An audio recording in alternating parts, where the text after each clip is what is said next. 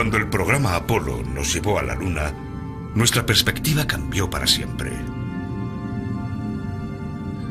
Roger, Zero G, and I feel fine. Capsule is turning around. Oh, that view is tremendous. Por primera vez, podíamos admirar a la Madre Tierra desde la distancia.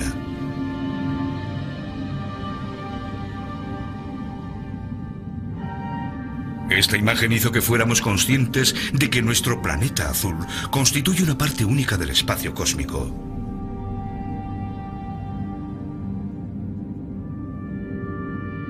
A medida que los telescopios nos permitieron extender nuestra visión más allá del sistema solar, empezamos a darnos cuenta de que nuestro mundo es una parte más de una tormentosa y creativa galaxia.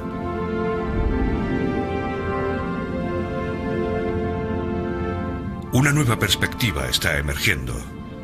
La galaxia afecta al clima de nuestro planeta de una forma que solo ahora estamos empezando a comprender.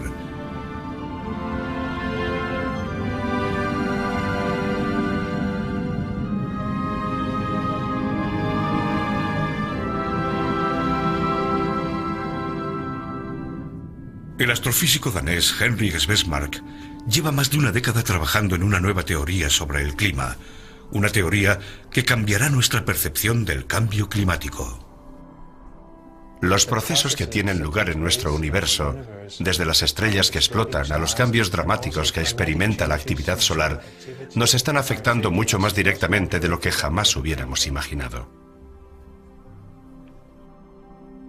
Svesmark lleva años intentando hacerse oír por una comunidad científica que se resiste a aceptar la idea de que el actual cambio climático podría obedecer a causas naturales.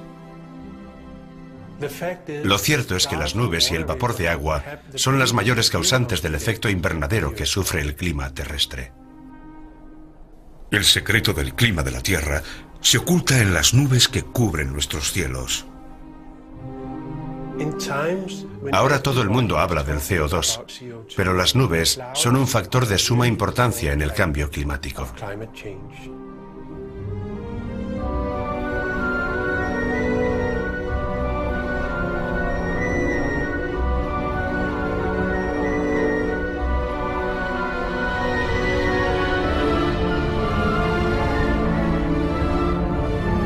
El misterio de las nubes.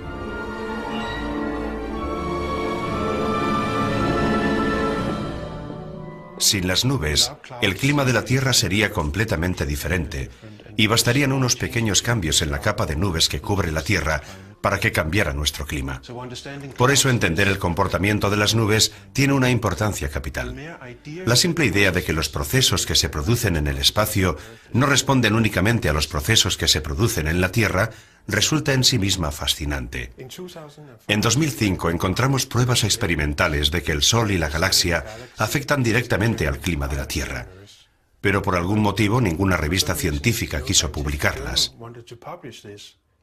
Fue una gran decepción para mí y para mi equipo.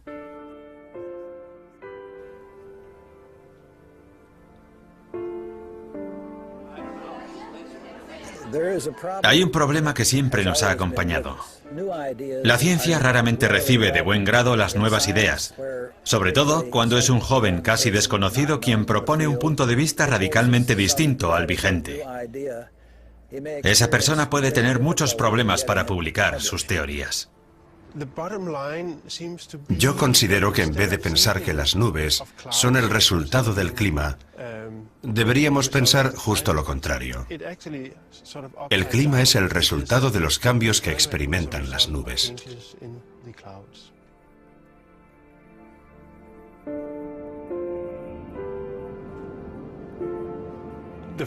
La primera vez que fui consciente de la importancia que podían tener las nubes en el clima de la Tierra fue cuando mi jefe, Egil Friis Christensen, descubrió la existencia de una correlación entre la actividad solar y las temperaturas de la Tierra. La correlación era tan buena que no podía ser accidental. Y me sirvió para empezar a intentar comprender esa relación e intentar utilizar a las nubes como parte de esa explicación.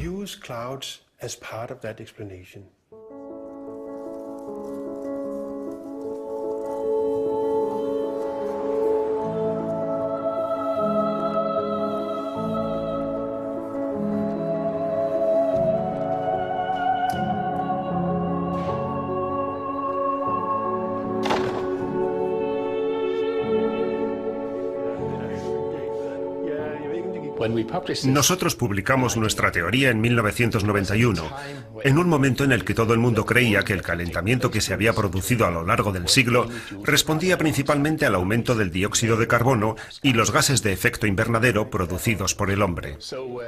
Por eso, cuando la comunidad científica vio esa correlación perfecta entre los cambios en la actividad magnética solar y las temperaturas, se llevó una gran sorpresa. Comprobamos que cuando aumentaba la actividad magnética en el Sol, también aumentaban las temperaturas en la Tierra.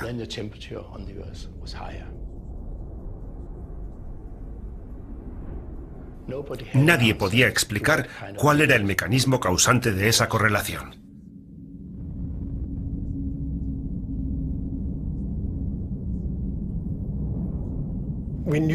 Sabíamos que de alguna forma la actividad magnética del Sol tenía que influir en el clima de la Tierra, directa o indirectamente. Pero lo que constituía un verdadero misterio científico era cómo se producía esa influencia. Hasta que un día alguien entró en mi despacho y mencionó los rayos cósmicos. Cuando oí rayos cósmicos, pensé inmediatamente en un experimento que había realizado en el instituto, en lo que nosotros llamábamos la cámara de niebla. Dentro de la cámara de niebla teníamos un aire supersaturado de agua, y cuando entraban las partículas de rayos cósmicos, se formaba una hilera de pequeñas gotitas, una especie de nube en miniatura. Con esa imagen en mente pensé, ¿y si los rayos cósmicos son los responsables de la formación de las nubes?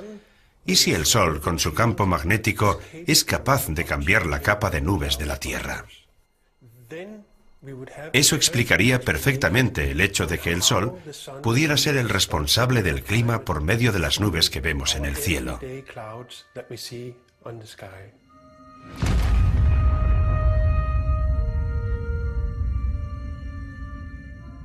Los rayos cósmicos no pueden verse ni sentirse, pero se liberan cada vez que mueren las estrellas en la explosión de una supernova.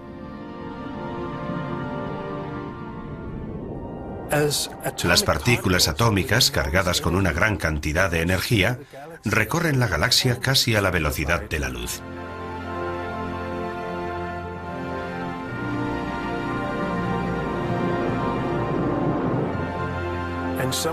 Y algunas de ellas bombardean la Tierra.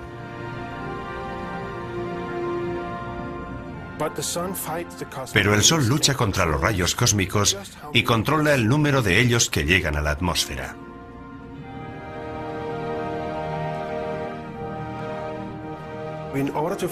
Empecé a buscar información para saber si los rayos cósmicos afectaban a las nubes.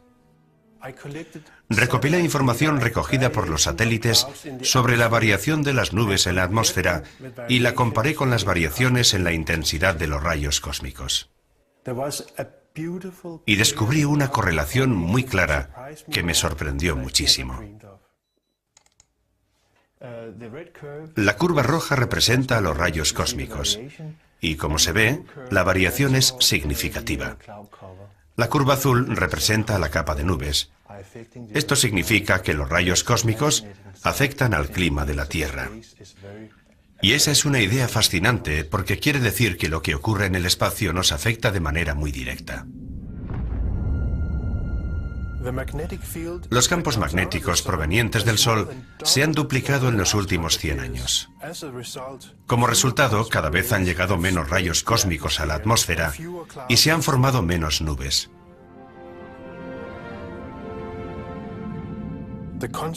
La consecuencia ha sido el calentamiento de la Tierra. Cuando el Sol libera un campo magnético fuerte, llegan menos rayos cósmicos a la Tierra. Y eso significa que hay menos nubes para refrescar el ambiente. Pero un Sol perezoso con un campo magnético más débil deja que lleguen más rayos cósmicos de las estrellas, con lo que aumenta la formación de nubes. Así es como el Sol y las estrellas controlan la formación de nubes en la Tierra. El profesor Svensmark, desde Dinamarca, sugirió que el efecto de los rayos cósmicos era muy importante Se basó en la gran correlación existente entre la capa de nubes de la Tierra y la intensidad de los rayos cósmicos. La magnitud del efecto, si su teoría es correcta, indicaría que ese efecto es tan poderoso como el actual efecto invernadero o la variación del brillo solar. Naturalmente, aún está por ver si ese efecto es válido, pero se trata de una contribución muy importante a este debate que merece ser investigada cuidadosamente.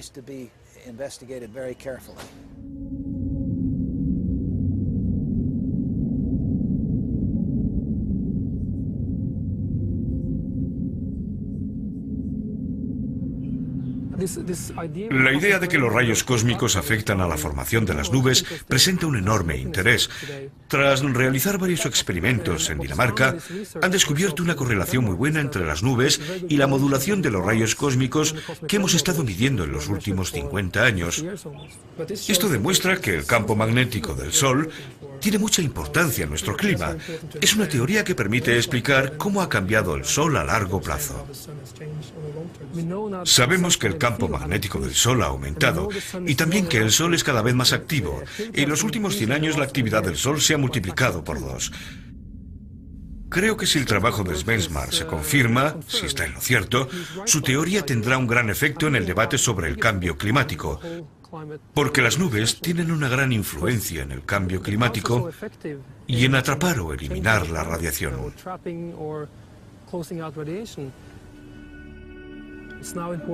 Es importante seguir investigando para entender ese mecanismo. Por eso creo que debemos tomarnos esta teoría muy en serio e intentar entender este mecanismo.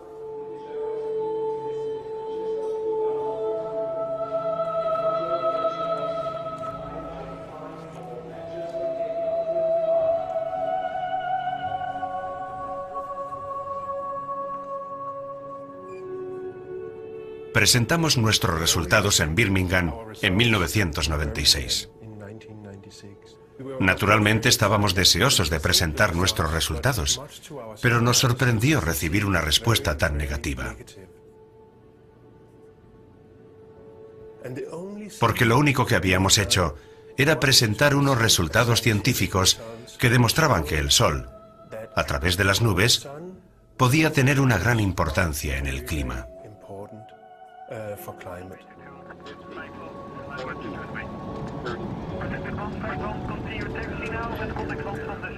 Naturalmente hubo una reacción del panel internacional sobre el cambio climático, el panel de la ONU. Bert Bolin, que era el presidente científico en ese momento, declaró que era irresponsable por nuestra parte decir que cualquier otra causa distinta al CO2 pudiera tener influencia en el cambio climático. No hay duda de que el Sol afecta al clima, pero la comunidad científica se negaba a aceptar la idea de que el Sol pudiera tener un gran impacto en el clima. La idea fue considerada un desastre. Las respuestas que tuvimos llegaron a asombrarme.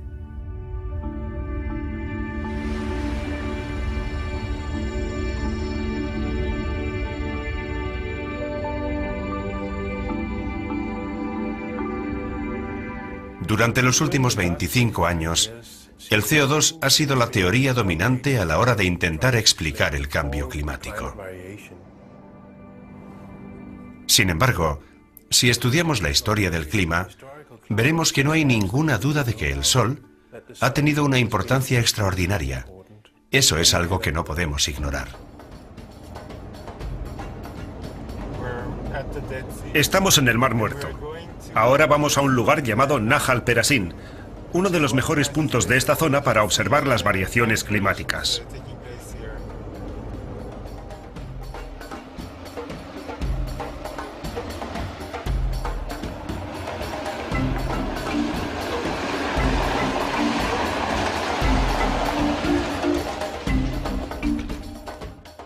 La gente piensa que el Sol es una bola de gas que se mantiene siempre constante e inactivo, pero eso es falso. En realidad, a veces el Sol puede ser muy activo. Es la actividad solar, la naturaleza dinámica de la actividad solar, lo que afecta a los vientos solares y a los rayos cósmicos, y lo que en última instancia afecta al clima de la Tierra.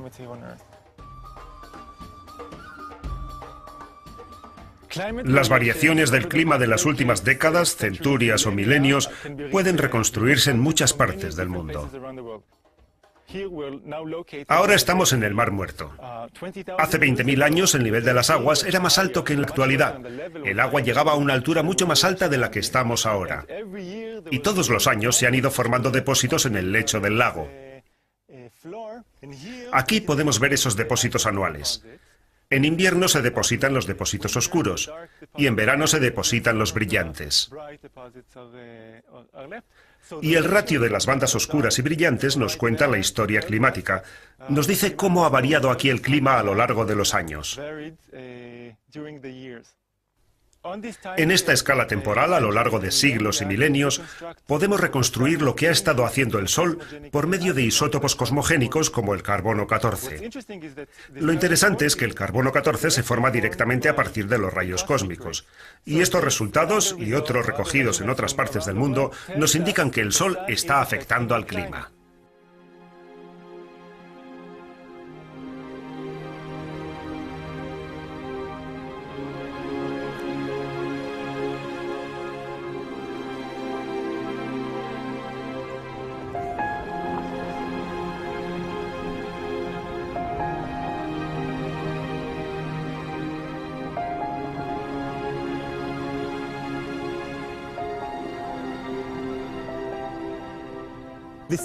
Esta relación entre la actividad solar y el clima de la Tierra no es una mera hipótesis.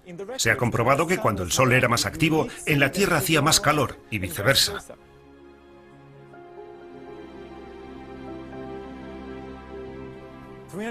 Hace 300 años, por ejemplo, el Sol no era muy activo y tuvimos la llamada pequeña edad de hielo, un periodo de enfriamiento global.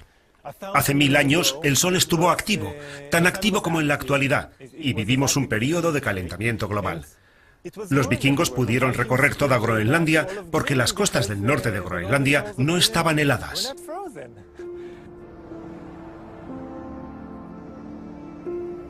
Hoy en día la mayoría de la gente piensa que el clima cambia por culpa del CO2, pero no es cierto. El principal culpable del calentamiento de la Tierra durante el siglo XX es el Sol.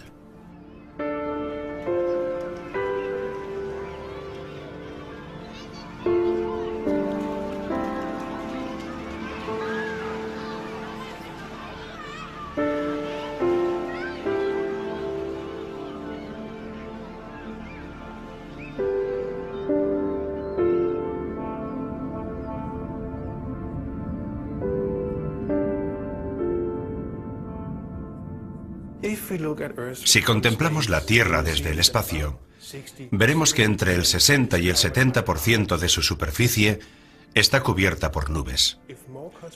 Cuanto más rayos cósmicos lleguen, más nubes tendremos. Y al contrario, cuanto menos rayos cósmicos lleguen, menos nubes tendremos. En vez de pensar en las nubes como un resultado del clima, debemos pensar que el clima es el resultado de la acción de las nubes, porque las nubes reciben sus órdenes de las estrellas.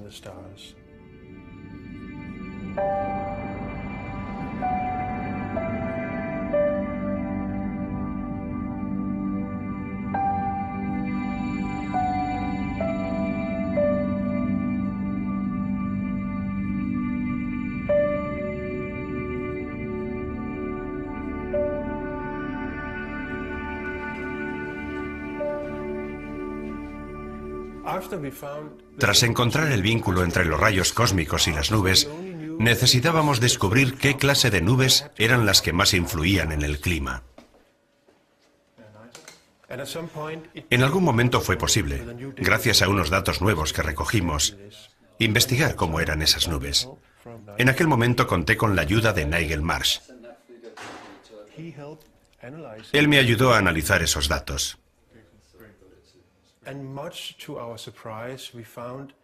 Y para nuestra sorpresa, descubrimos que el vínculo se establece a través de las nubes bajas. Parece ser que los rayos cósmicos cambian a las nubes bajas. Muy bien, luego hablamos, sí. Adiós. Y esa era una noticia muy buena para nuestra teoría.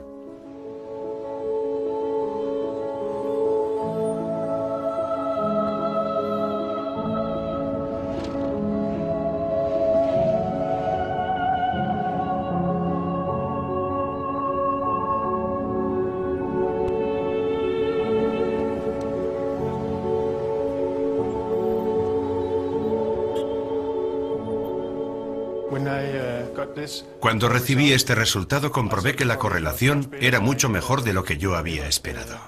Si disminuye la cantidad de nubes bajas, la superficie de la Tierra se calentará más. En concreto, este nuevo trabajo demuestra que solo cambian las nubes bajas, lo cual resulta muy interesante. Lo que aún falta por poder explicar es el funcionamiento de ese mecanismo, y creo que es muy importante intentar investigar su funcionamiento. Una fracción bastante grande de nubes bajas es la responsable de una gran parte del enfriamiento provocado por esas nubes. El motivo por el que las nubes bajas son tan importantes es porque reflejan gran parte de la luz del sol en el espacio. Es algo que resulta evidente cada vez que viajamos en avión. Desde la ventanilla vemos toda esa capa de nubes sobre los océanos. Son blancas porque reflejan la luz del sol al espacio. Lo cierto es que si cambiamos la cantidad de nubes bajas existente, cambiamos también la cantidad de energía que recibe la superficie de la Tierra. Eso significa que las nubes bajas ejercen un poderoso efecto de refrigeración sobre el clima de la Tierra. Por eso, cuantas más nubes bajas haya, más frío será el clima. Si hay menos rayos cósmicos, habrá menos nubes bajas y hará más calor en la Tierra. ¿Te refieres a los datos del proyecto ISCCP? Sí, Lo que hemos estado analizando han sido los infrarrojos. es interesante. La primera vez que oí hablar del trabajo de Henrik Svensmark, nos interesó estudiar cuál es el origen de los aerosoles, que son unas partículas muy pequeñas suspendidas en la atmósfera de la Tierra. Ese tema nos interesaba porque es muy importante, puesto que todas las nubes se forman a partir de las partículas de aerosoles que hay en la atmósfera. El satélite está mirando un parámetro específico. A partir del trabajo que hemos realizado, hemos descubierto que los rayos galáctico-cósmicos son capaces de modular los aerosoles, o esas pequeñas partículas en la parte inferior de la atmósfera. De hecho, podemos demostrar que los aerosoles producidos por rayos galáctico-cósmicos se modulan de forma significativa en la capa inferior de estas nubes que producen un efecto refrigerante en la Tierra. Lo que todavía no sabemos exactamente es cómo y por qué se forman.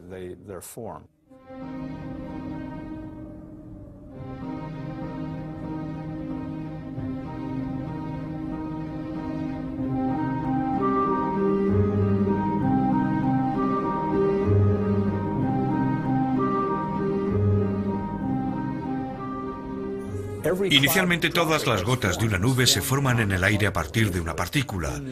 Por eso, es absolutamente crucial entender de dónde llegan esas partículas y cuáles son sus propiedades. De lo contrario, jamás llegaremos a entender el comportamiento de las nubes.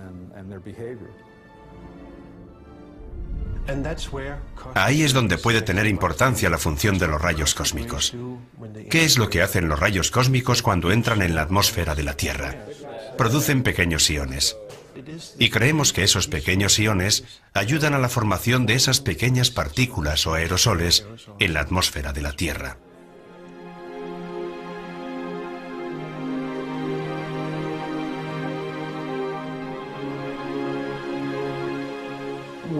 La mayoría de la gente piensa que las nubes se forman a partir del agua que hay en la atmósfera. Pero eso no es cierto. La única forma en la que pueden formarse las nubes en la atmósfera, en nuestra atmósfera, en condiciones normales, es condensándose en una partícula de aerosol preexistente en el aire. Todas las gotas de las nubes que se forman en el aire se forman a partir de una partícula. Todas las nubes se forman a partir de estos aerosoles.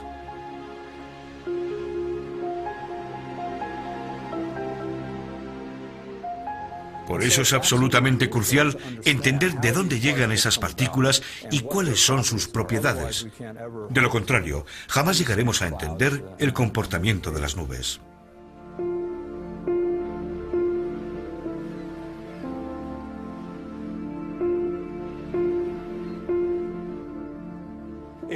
En ciencia no basta con tener una buena teoría. También es imprescindible realizar los experimentos necesarios para apoyar esas ideas. Yo estaba decidido a hacer un experimento para demostrar la existencia de una conexión entre los rayos cósmicos, la formación de los aerosoles y las nubes.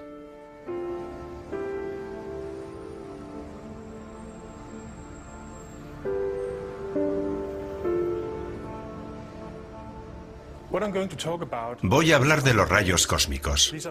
Se trata de unas partículas cargadas de energía. Entran en la atmósfera de la Tierra y son mensurables. En este gráfico puede verse cómo en los momentos de máxima actividad solar no entran muchos rayos cósmicos en la atmósfera de la Tierra. Eso es debido a que el Sol tiene ahora un fuerte campo magnético. A las partículas procedentes del espacio galáctico les resulta muy difícil entrar en el sistema solar. Parece que existe una relación entre los cambios en la actividad solar y los cambios del clima. Por eso, lo que de verdad necesitamos son pruebas experimentales que puedan responder sí o no a la pregunta de si existe esa relación y que puedan explicarnos cómo funciona. Y tenemos la suerte de que parece que ese experimento se va a llevar a cabo. Me gustaría decir que el experimento está mal concebido y demuestra una total falta del conocimiento más elemental sobre el comportamiento de las nubes. Lo mires por donde lo mires, es un experimento equivocado que no nos dice nada sobre lo que ocurre en la atmósfera. Estoy en completo desacuerdo con usted, pero debo decir que los científicos que participan en el experimento son expertos en aerosoles y química atmosférica y saben lo que hacen. Sé que ellos no estarán de acuerdo con su punto de vista. Es cierto que hay distintos puntos de vista, pero debo decir que está usted adoptando una postura extremista.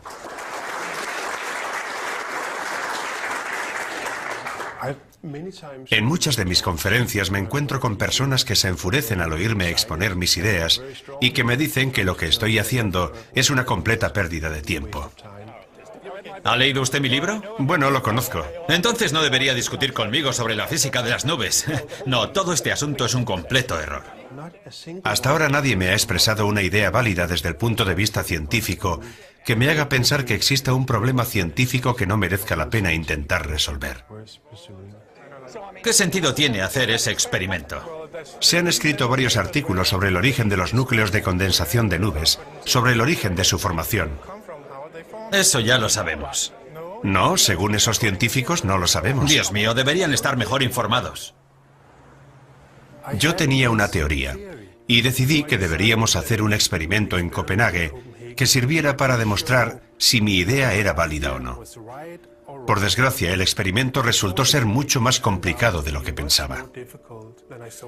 Empecé este proyecto sin ningún tipo de financiación y seguí con él pensando que, de alguna forma, en algún momento, conseguiríamos el dinero. La construcción del laboratorio, la preparación del experimento, recaudar el dinero, todo eso nos llevó 4 años. El objetivo de este experimento es investigar qué papel desempeñan los rayos cósmicos. Nuestra intención es repetir los procesos que tienen lugar en la atmósfera real.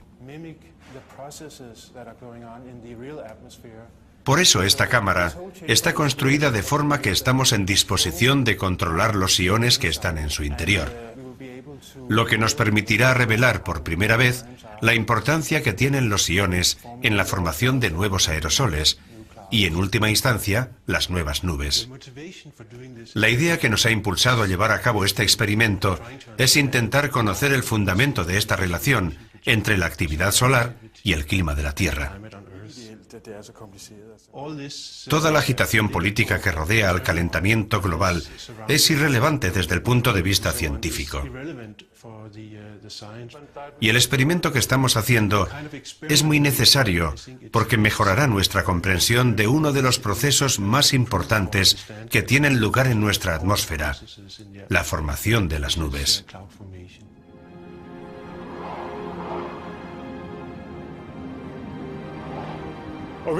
Este asunto empezó a interesarme cuando un colega alemán me preguntó cuáles eran los efectos de las supernovas en la vida sobre la Tierra, y decidí darle una respuesta meditada. Leí lo que se había escrito al respecto y me encontré con los resultados publicados por Henrik Svesmak sobre los rayos cósmicos y la capa de nubes.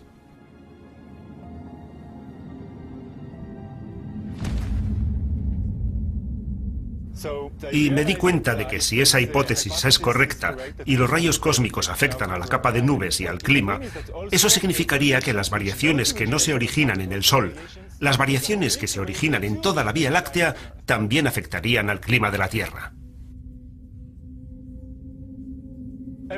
A mí me interesó la astronomía desde niño. Por eso me hice astrónomo. Y desde niño me impresionó el hecho de que puedes salir una noche en completa oscuridad y ver la Vía Láctea, esa hermosa galaxia a la cual pertenecemos. Es la galaxia en la que vivimos. Es parte de nosotros y lo que ocurre en ella nos afecta. Afecta al clima de la Tierra y eso es algo que debemos tener en cuenta si queremos comprender las variaciones que ha experimentado el clima en el pasado.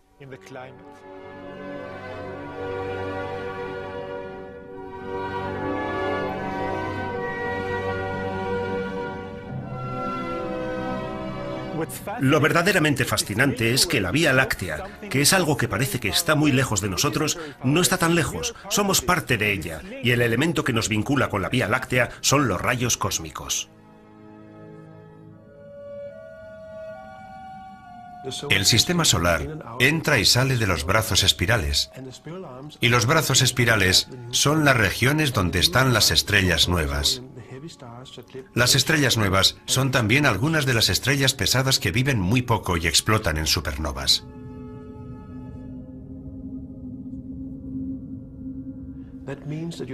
Eso significa que hay más rayos cósmicos en cuanto te adentras en los brazos espirales.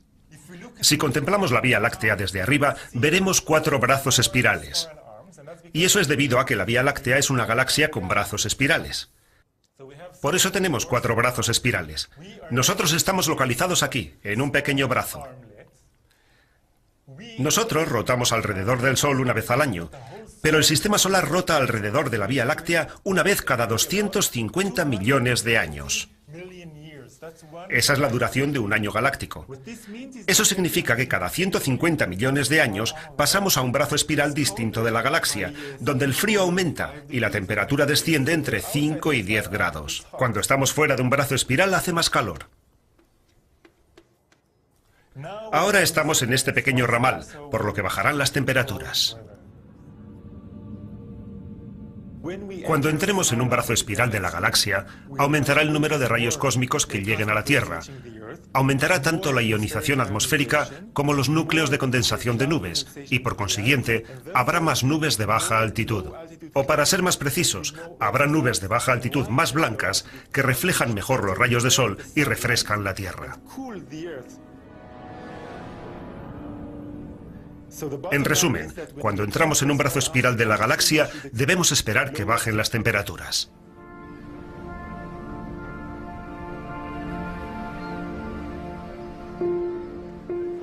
Hace 100 millones de años estos acantilados formaban parte del lecho de un océano de aguas calientes.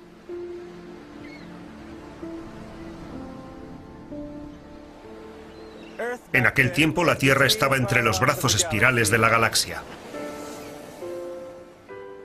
En la Tierra hacía mucho más calor. Los dinosaurios tomaban el sol en Alaska y la Antártida.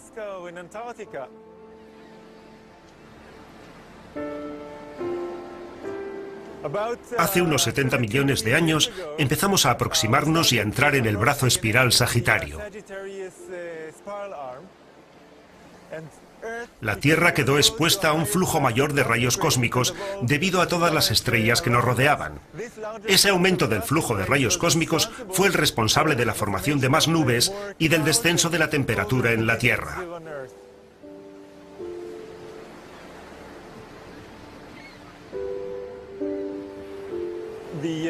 Las capas de hielo que se formaron debido al descenso de las temperaturas sacaron a los acantilados del agua como si fueran excavadoras y modificaron el paisaje. Por eso estos acantilados son un buen ejemplo, por una parte del aumento de las temperaturas cuando se formaron los acantilados y por otra del descenso de las mismas, de las frías temperaturas que tenemos en estos momentos, que son las responsables de la verticalidad de estos acantilados. Puede que suene extraño hablar del efecto nevera que tenemos en la actualidad, pero si estudiamos la escala del tiempo, veremos que durante la mayor parte de la historia de la Tierra no existían las capas de hielo, y hoy las tenemos. Hace 450 millones de años hacía mucho frío en la Tierra. Sin embargo, en la atmósfera había 10 veces más CO2 que en la actualidad. Eso nos indica que el CO2 no ejerce una gran influencia en el clima, al menos no la ejerció en aquel tiempo. Cuando hablamos de cambios climáticos en estas escalas de tiempo, nos referimos a unos cambios climáticos que son mucho más dramáticos que cualquier cosa que hayamos visto a lo largo de nuestra historia.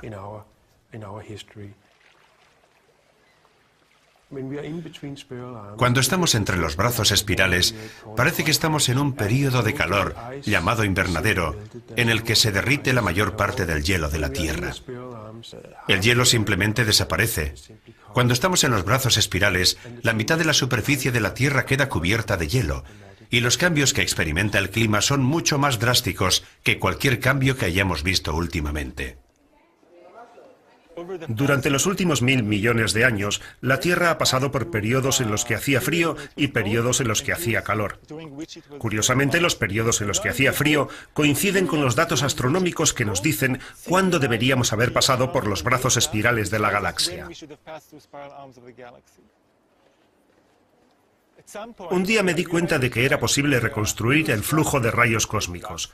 Es algo que puede conseguirse por medio de estos meteoritos ferrosos, porque los meteoritos ferrosos, después de desprenderse de los asteroides, están expuestos a los rayos cósmicos y registran los rayos cósmicos en el sistema solar a lo largo de cientos de millones de años. Hemos descubierto que este flujo de rayos cósmicos cambia como sería de esperar respecto a los datos astronómicos con los que contamos, pero también cambia en sincronización exacta con las variaciones climáticas que pueden reconstruirse por medio de los datos geológicos.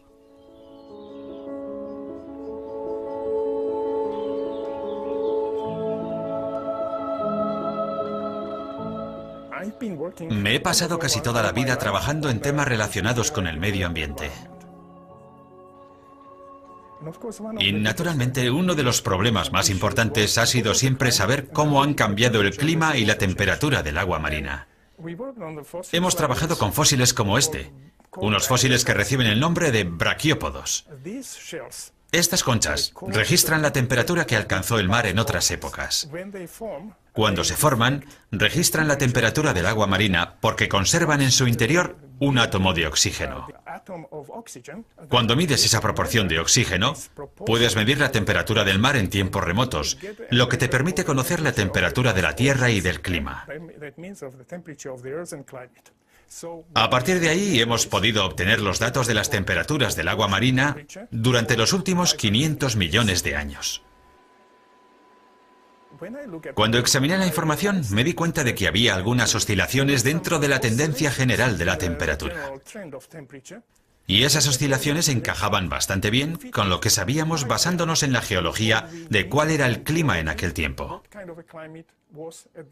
Trabajando en colaboración con otros científicos, hicimos un estudio estadístico y vimos que existía una especie de periodicidad de unos 140 millones de años en la que el clima pasaba del estado invernadero al estado nevera. Pensé que el motivo de esa periodicidad podía estar relacionado con el cielo, pero investigué el asunto y no pude encontrar nada.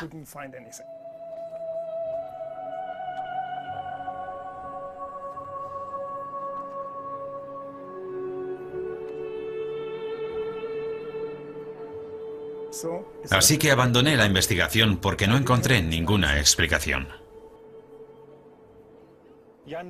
Jan Weiser reconstruyó la temperatura utilizando registros geoquímicos.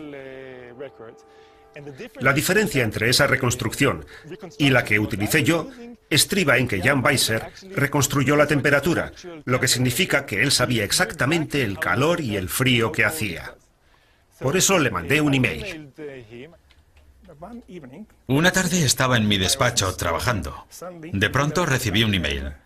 Era de Nir Shabib, y en él me decía que podía tener una explicación para mí. Me dijo que estaba trabajando en una variabilidad de los rayos cósmicos con unos intervalos de tiempo más o menos similares a los míos, y que la variabilidad en la cantidad de rayos cósmicos que llegó a la Tierra a lo largo de ese intervalo de tiempo era más o menos similar a las variaciones registradas por los átomos de oxígeno y por el clima que habíamos observado nosotros. Después de trabajar en colaboración con Jan Weiser, conseguimos obtener una reconstrucción de las temperaturas. Y lo que nos indicaba esa reconstrucción es que la temperatura de la Tierra había bajado entre 5 y 10 grados cuando estábamos dentro de los brazos espirales de la galaxia. Nadie había descubierto nada parecido antes, y nosotros nos quedamos asombrados, porque eso significaba que los rayos cósmicos son el elemento que más afecta al clima de la Tierra, al menos en una escala de tiempo geológica. Y la única explicación válida para ese supuesto es la teoría de Schwarzschild sobre la capa de nubes. Este es el resultado que obtenemos cuando comparamos los registros geológicos con los registros astronómicos. Como vemos, los dos códigos de barras nos dan como resultado el mismo producto. La línea negra es la reconstrucción geológica de la temperatura de la Tierra obtenida utilizando los registros geoquímicos de Jan Weiser. La línea roja representa las variaciones en el flujo de rayos cósmicos. Si superponemos las dos líneas, vemos que la correlación es muy buena. Estadísticamente es muy significativo, aunque no siempre hay que creer en las estadísticas. Por ahora nos basta saber que la correlación existe. Se ha dicho muchas veces que el Sol no es el responsable del calentamiento que hemos experimentado en los últimos 20, 40 años. Sin embargo, si analizamos los registros obtenidos del océano, veremos que existe una correlación muy buena entre temperatura y actividad solar. Lo que vemos aquí es la temperatura del océano hasta una profundidad de 50 metros. Pero si comparamos la correlación general con la oscilación de la curva roja, vemos que es también muy buena. Y la curva roja representa a los rayos cósmicos. Representa la variación de los rayos cósmicos a lo largo de este periodo. Esto significa que incluso hoy el Sol domina la evolución de las temperaturas. La ha dominado en el pasado, la domina en la actualidad y la dominará en el futuro. El experimento que está teniendo lugar en Copenhague es crucial, porque si tiene éxito, arrojará mucha luz sobre el origen físico del vínculo entre los rayos cósmicos y el clima. Esa será la última pieza del rompecabezas que nos dará una imagen completa. La formación efectiva de los aerosoles se corresponde con más o menos precisión con lo que ocurre en los océanos. El experimento no es una máquina que enciendes y te ofrece un resultado. Recibes muchísimos resultados y haces muchos experimentos e intentas ver si todo coincide con la interpretación que estás ofreciendo. Confío en que los resultados de este experimento nos permitan saber exactamente cómo afecta el Sol al clima, cómo modula los rayos cósmicos que llegan a la Tierra, cómo los rayos cósmicos controlan el nivel de la ionización y cómo la ionización controla el clima, probablemente por medio de la formación de la capa de nubes.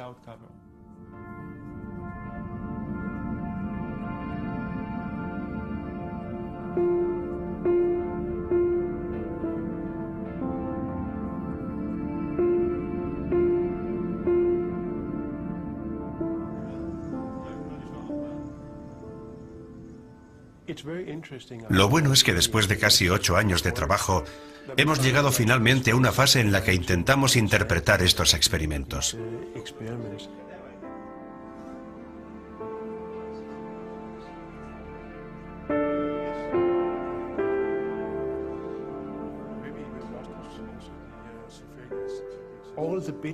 Hemos tardado casi un año en reunir todas las piezas de información.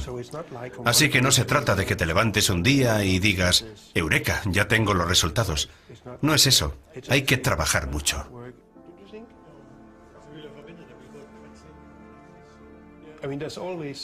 Siempre hay un elemento de incertidumbre cuando realizas un experimento, porque tienes que estar cuestionando constantemente si todo lo que estás haciendo está bien o mal. Pero hemos sido muy cuidadosos y hemos hecho muchas pruebas. Así que estoy verdaderamente convencido de que hemos encontrado un mecanismo muy importante. Y la sorpresa ha sido comprobar lo bien que funciona ese mecanismo. Es una lectura muy baja. Como ves, es 534 pdb. Es una lectura muy baja.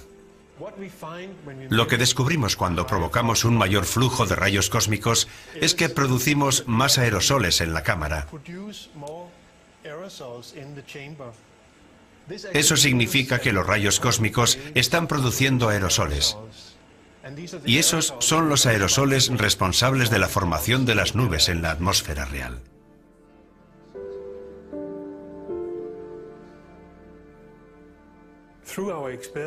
A través de nuestros experimentos hemos encontrado una explicación para la química atmosférica que creemos es la responsable de la formación de nuevos aerosoles y por consiguiente de las nubes de la atmósfera terrestre. Lo que demuestra que lo que acontece en el universo afecta al clima de la Tierra en un grado desconocido hasta ahora.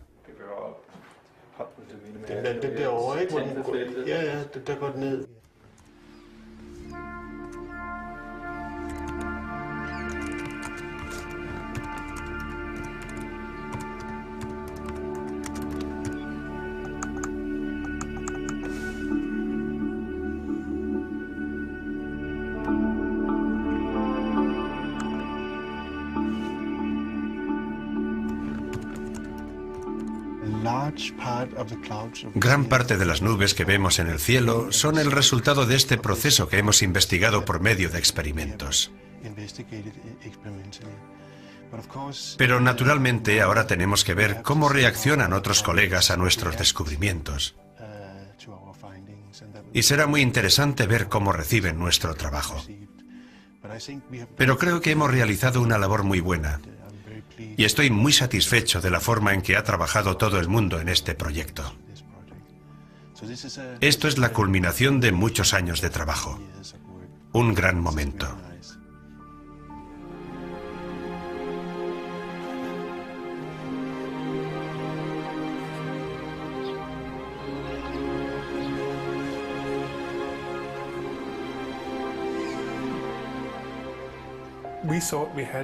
Creíamos que habíamos realizado un gran descubrimiento científico. Hemos descubierto cómo afectan los rayos cósmicos a la capa de nubes y, en consecuencia, al clima de la Tierra. Pero por motivos que desconocemos, no hemos conseguido que se publique nuestro trabajo. Creo que lo hemos enviado 4 veces a distintas revistas científicas y todavía no han publicado nuestros resultados. Henrik Svensmark y su equipo han conseguido unos resultados muy interesantes, y yo pensaba que los publicarían inmediatamente, o unos meses después de tenerlos. Pero tardaron 16 meses en publicarlos, y creo que el motivo es la reticencia de la comunidad científica en general, y en particular de quienes apoyan la teoría antropogénica del efecto invernadero, a aceptar la idea de que esta nueva teoría, que está basada en una gran cantidad de pruebas empíricas, está también respaldada por pruebas experimentales.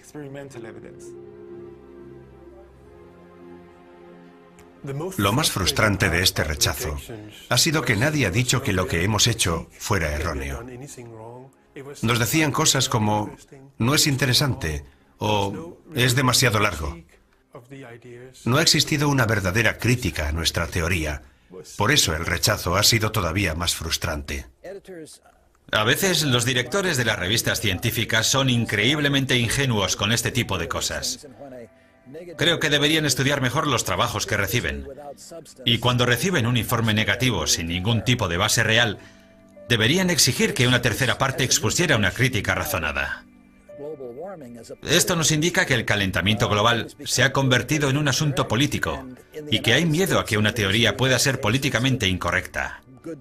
En Estados Unidos tenemos casos de investigaciones muy fundadas sobre el cambio climático que no se publican porque alguien ha decidido que las cosas no son así y que no se pueden publicar esas teorías. Creo que eso no solo es una desgracia para el autor, sino también para el país y el mundo en general, porque se trata de un problema que nos interesa solucionar para saber lo que tenemos que hacer.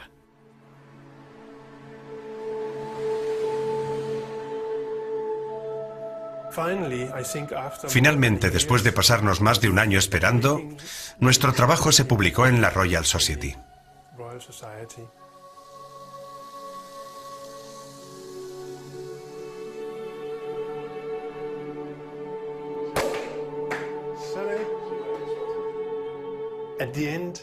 Al final de este viaje puedo decir con gran confianza que hemos encontrado una solución muy válida al misterio de las nubes. Y lo que sigue constituyendo un misterio es cuándo entenderá el resto de la comunidad científica que son factores externos más poderosos que los humanos los que controlan el clima. El Sol afecta al clima de la Tierra. La Vía Láctea afecta al clima de la Tierra. Y si queremos entender lo que está pasando, deberíamos tener en cuenta esos factores.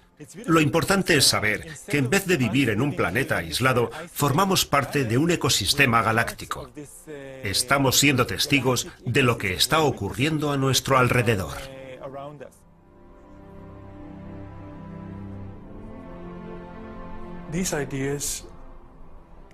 Estas ideas demuestran que la Tierra no es una pequeña isla flotando en el universo.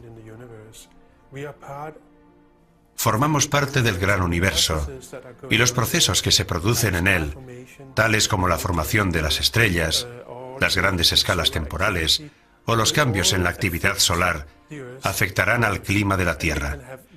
Y el clima de la Tierra puede experimentar grandes cambios debido a esos procesos.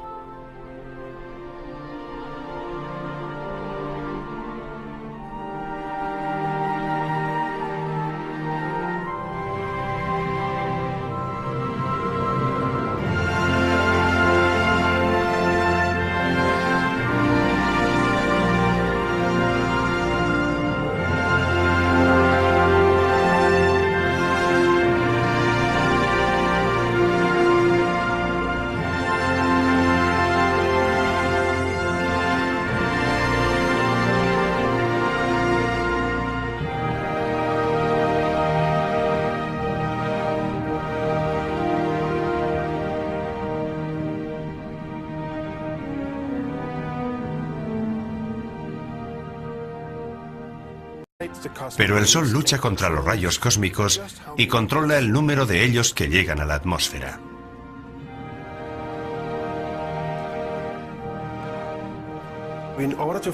Empecé a buscar información para saber si los rayos cósmicos afectaban a las nubes. Recopilé información recogida por los satélites sobre la variación de las nubes en la atmósfera y la comparé con las variaciones en la intensidad de los rayos cósmicos. Y descubrí una correlación muy clara que me sorprendió muchísimo. La curva roja representa a los rayos cósmicos y, como se ve, la variación es significativa. La curva azul representa la capa de nubes. Esto significa que los rayos cósmicos afectan al clima de la Tierra. Y esa es una idea fascinante porque quiere decir que lo que ocurre en el espacio nos afecta de manera muy directa. Los campos magnéticos provenientes del Sol se han duplicado en los últimos 100 años. Como resultado, cada vez han llegado menos rayos cósmicos a la atmósfera y se han formado menos nubes.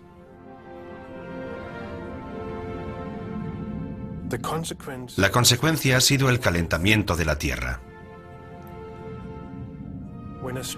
Cuando el Sol libera un campo magnético fuerte, llegan menos rayos cósmicos a la Tierra. Y eso significa que hay menos nubes para refrescar el ambiente. Pero un Sol perezoso con un campo magnético más débil deja que lleguen más rayos cósmicos de las estrellas, con lo que aumenta la formación de nubes. Así es como el Sol y las estrellas controlan la formación de nubes en la Tierra. El profesor Svensmark, desde Dinamarca, sugirió que el efecto de los rayos cósmicos era muy importante. Se basó en la gran correlación existente.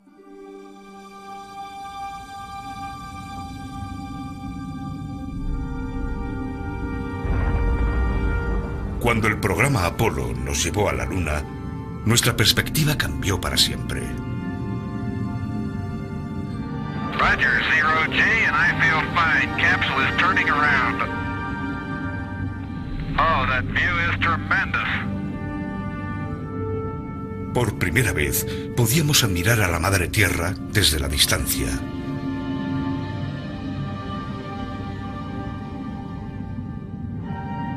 Esta imagen hizo que fuéramos conscientes de que nuestro planeta azul constituye una parte única del espacio cósmico.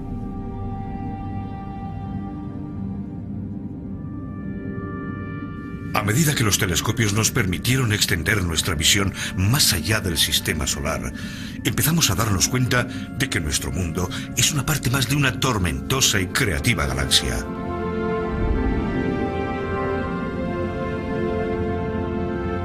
Una nueva perspectiva está emergiendo. La galaxia afecta al clima de nuestro planeta de una forma que solo ahora estamos empezando a comprender.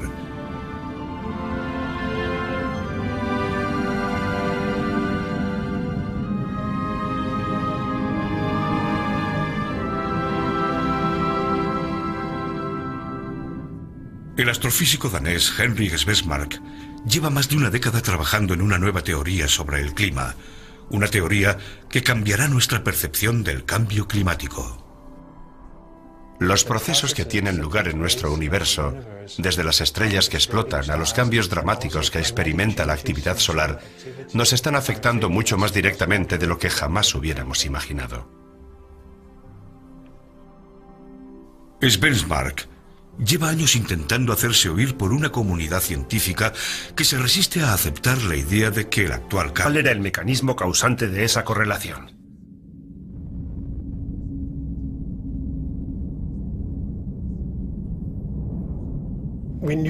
Sabíamos que de alguna forma la actividad magnética del Sol tenía que influir en el clima de la Tierra, directa o indirectamente.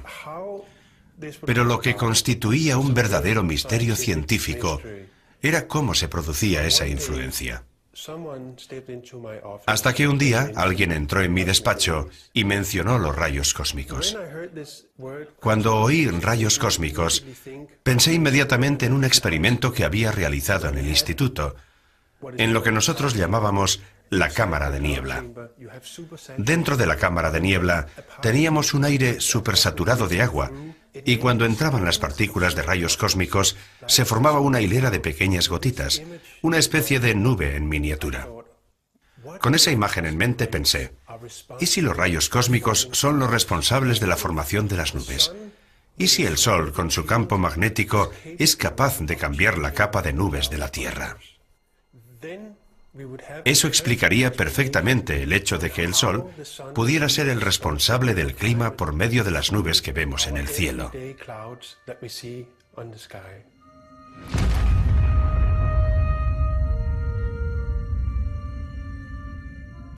Los rayos cósmicos no pueden verse ni sentirse, pero se liberan cada vez que mueren las estrellas en la explosión de una supernova. Las partículas atómicas, cargadas con una gran cantidad de energía, recorren la galaxia casi a la velocidad de la luz.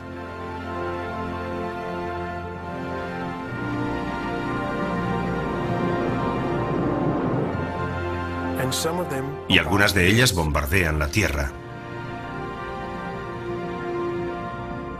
El cambio climático podría obedecer a causas naturales. Lo cierto es que las nubes y el vapor de agua son las mayores causantes del efecto invernadero que sufre el clima terrestre. El secreto del clima de la Tierra se oculta en las nubes que cubren nuestros cielos. Ahora todo el mundo habla del CO2, pero las nubes son un factor de suma importancia en el cambio climático.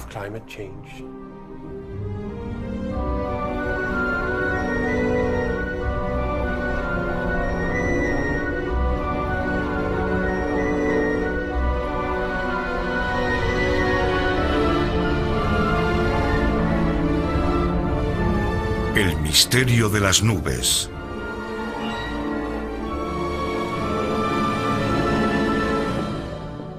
Sin las nubes, el clima de la Tierra sería completamente diferente, y bastarían unos pequeños cambios en la capa de nubes que cubre la Tierra para que cambiara nuestro clima.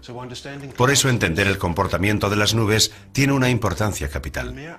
La simple idea de que los procesos que se producen en el espacio no responden únicamente a los procesos que se producen en la Tierra resulta en sí misma fascinante. En 2005 encontramos pruebas experimentales de que el Sol y la galaxia afectan directamente al clima de la Tierra, pero por algún motivo ninguna revista científica quiso publicarlas. Fue una gran decepción para mí y para mi equipo.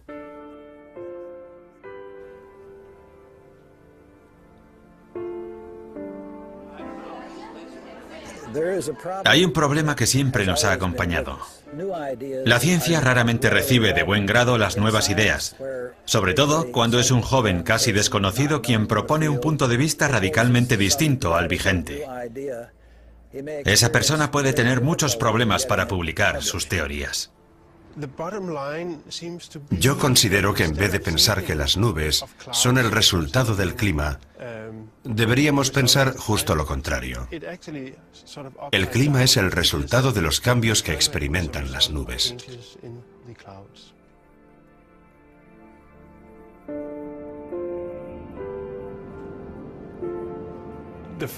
La primera vez que fui consciente de la importancia que podían tener las nubes en el clima de la Tierra fue cuando mi jefe, Egil Friis Christensen, descubrió la existencia de una correlación entre la actividad solar y las temperaturas de la Tierra. La correlación era tan buena que no podía ser accidental. Y me sirvió para empezar a intentar comprender esa relación e intentar utilizar a las nubes como parte de esa explicación.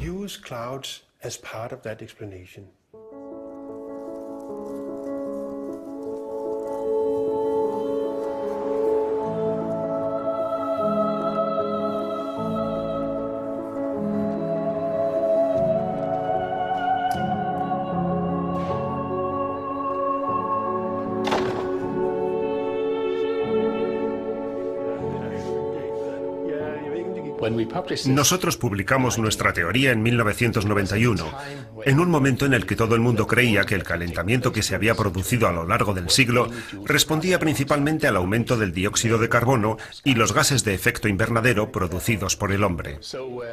Por eso, cuando la comunidad científica vio esa correlación perfecta entre los cambios en la actividad magnética solar y las temperaturas, se llevó una gran sorpresa. Comprobamos que cuando aumentaba la actividad magnética en el Sol, también aumentaban las temperaturas en la Tierra.